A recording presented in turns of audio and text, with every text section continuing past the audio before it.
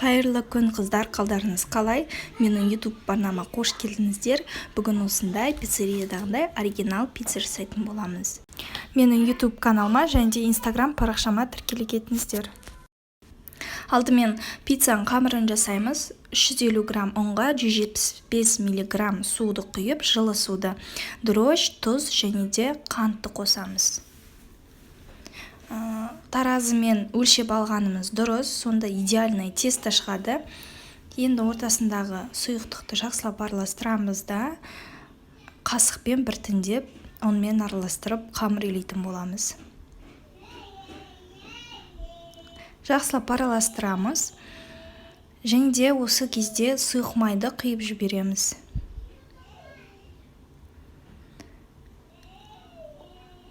Қамырымызды илейміз. Бізде жұмсақ қамыр шығады. Бұдан артық су құймаймыз. Дәл осы пропорциямен жасаймыз. Осылай қамырымыз жақсы иленіп шығады.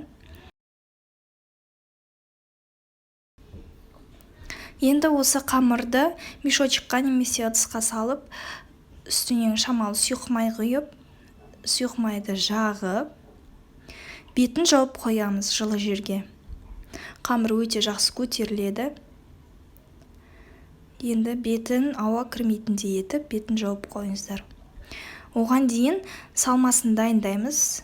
Бір пицца маргарита, бір пицца пепперони болады. Сондықтан мен бір помидорды кесіп аламын. Сосын пепперониға колбасаны кесіп аламын.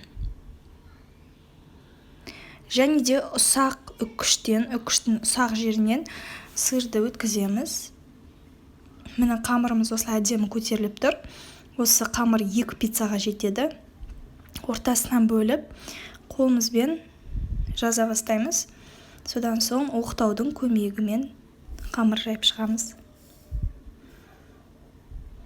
Қолыңызбен жасайым десеңіз, қолыңызбен жайсаңыздар болады, кімге қалай ыңғайлы.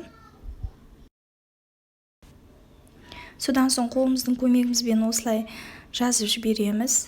Соң кезде қамыр жұқалау, дөңгелек болып шығады. Пергамент қағазына қамырымызды қойып, шетіне шамалы бортиктар жасап шығамыз. Соусына сацебели немесе кетчуп жақсаңыздар болады. Мен сацебелиден шамалы және де кетчуптан шамалы жақтым.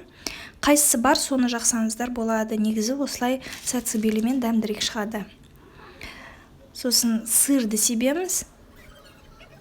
Сонында үстіне шұжықтарымызды, яғни колбасаны қойып шығамыз. 220 градуста бір максимум 5-7-10 минуттай пісіріп аламыз. Одан көп ұстамаңыздар. Екінші пицца дәл солай. Тек помидор қойып шығамыз.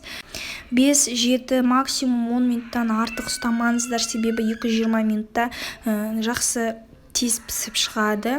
Егер көп ұстасаңыздар, кішкене қатып қалады. Мен бір пиццаны кішкене көп ұстап қойдым. На пицца пепперони осындай дәмді болып шығады. Маргаританы шамалы көп ұстағаннан кейін күреп қалды. Бірақ сонда да дәмді шықты. Жасап көріңіздер, қыздар, ас болсын.